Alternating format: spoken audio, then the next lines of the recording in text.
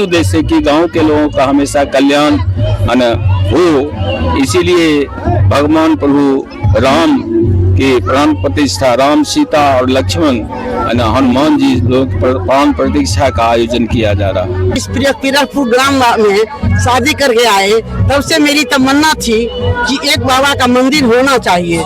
कीर्तन से मेरे पापा टीचर थे, तो अब मैं जगह जगह देखती थी जब कभी ये जग और कलश यात्रा, मुझे बहुत शौक होता था कि मैं भी भरूं।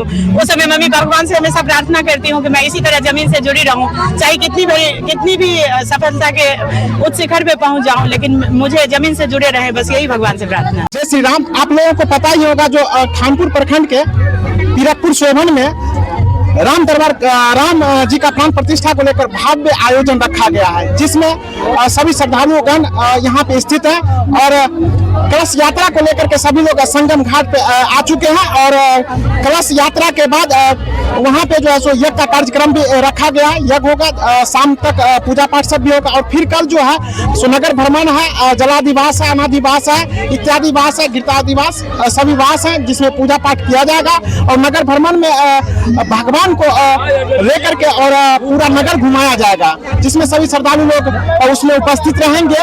और मुख्य जजमान यहाँ पे मौजूद है डॉक्टर कमलाकांत झा, जिन्होंने इससे पहले पिछले साल 10 फरवरी को अमृतेश्वर महादेव का प्राण प्रतिष्ठा किया था और भव्य रूप से इनके द्वारा किया गया था। और आज जो है सो फिर वो उसी इतिहास को दोहराने के लिए जा रहे हैं, जिसमें भगवान प्रभु श्री राम का प्राण प्रतिष्ठा वो अपने हाथों से करेंगे। मुख्य जजमान डॉक्टर कमलाकांत झा हैं, हम उनसे मिलते हैं और उनसे भी कुछ जानने का प्रयास करते हैं, जो कैसे कैसे कितने दिवसीय पूजा है और यह पूजा कब तक चलेगा और इतनी बड़ी आयोजन का इनके मन में ख्याल कैसे आ गया और इस देशवासियों को इस पूजा पाठ से, इस प्राण प्रतिष्ठा के प्रति क्या संदेश देना चाहते हैं, इनसे हम बात करते हैं।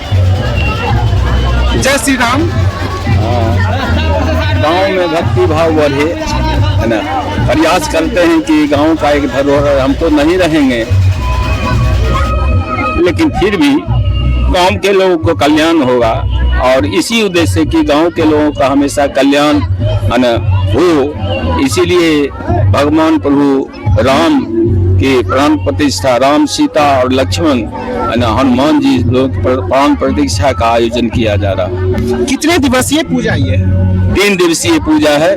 अंत में जो है सो 25, 26 और 27 को ये पूजा का आरंभ हुआ, 27 को फिर प्राण प्रतिष्ठा का आयोजन किया। पूरे राम दरबार का, पूरा राम दरबार का प्राण प्रतिष्ठा, जिसमें भंडारा सब का भी आयोजन किया। हाँ, इसमें भंडारा का भी आयोजन किया गया है। जितने श्रद्धालु लोग आएंगे उनको।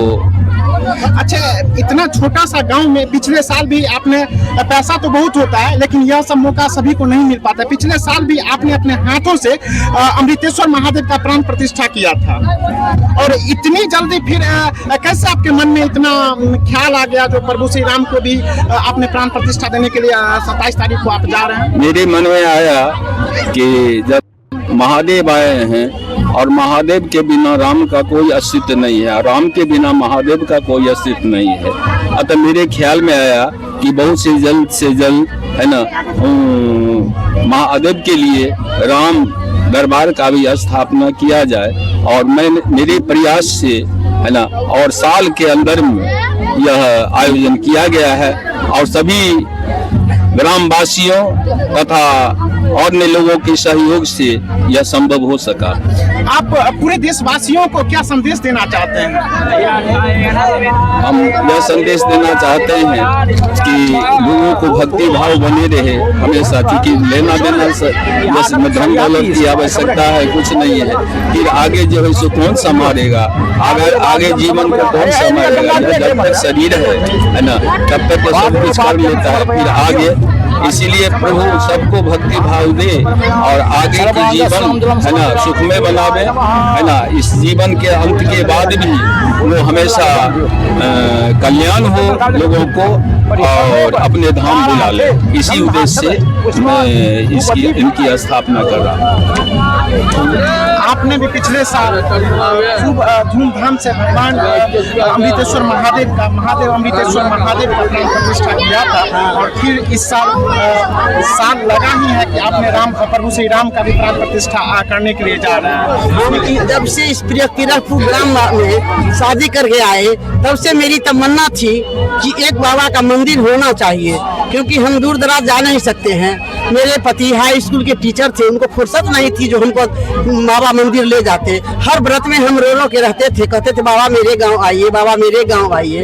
जब इनका उद्घाटन हुआ तो हम दोनों ने ही प्राण प्रतिष्ठा की। मेरे बच्चों ने भी मेरी मदद की और मेरे सारे ग्रामवासी भी उत्साहित रहे और यथाशक्ति मदद किए। हम लोग भोला बाबा का स्थापना करने के बाद सोचने लगे कि भगवान भोला बाबा के बिना, राम के बिना बाबा का कोई अच्छी नहीं है, इसलिए राम को भी आना चाहिए। हम लोग फिर से जान जी लगा करके राम को मंगाने का किया। हम लोग अत्यंत खुश हैं कि मेरे गांव में राम जी का मंदिर बना और हम दोनों फिर स्थापना करने जा रहे हैं। इसलिए हम कहते हैं भगवान हमारे गांव में शांति बना रहे, मेरे गांव के बच्चों को इतना सुख संपत्ति समृद्धि दे ताकि आपका पूरा सब दिन होता रहे। तो आप सुन लिए हैं, और हमारे साथ एक बहुत सहयोगी और इस मंदिर में बहुत सहयोग किए हैं और बहुत दूर से चल के आए हैं डॉक्टर रचना झा, जो हम उनसे भी मिलते हैं, जो आखिर उनको भगवान के प्रति कितना श्रद्धा था कि वो सहरसा से चल करके और इस पीरकपुर के पावन धरती पे आए हैं। और इनके हाथ में कलश है और ये कलश यात्रा में भी भाग लिए हैं। और इनसे पूछते हैं जो आखिर इतनी भावना इनके मन में कैसे आ गया, जो ये अपना सारा काम धंधा छोड़ कर श्री राम के प्राण प्रतिष्ठा में भाग लेने के लिए आ गया। जय श्री राम। एक्चुअली छोटे से गांव में हम लोग जब बचपन से मेरे पापा टीचर थे, तो अब मैं जगह जगह देखती थी जब कभी ये जग और कलश यात्रा, मुझे बहुत शौक होता था कि मैं भी भरूं। उस समय मम्मी पापा का मन रहता था कि हम लोग पढ़े और पढ़ के कुछ अच्छा करें।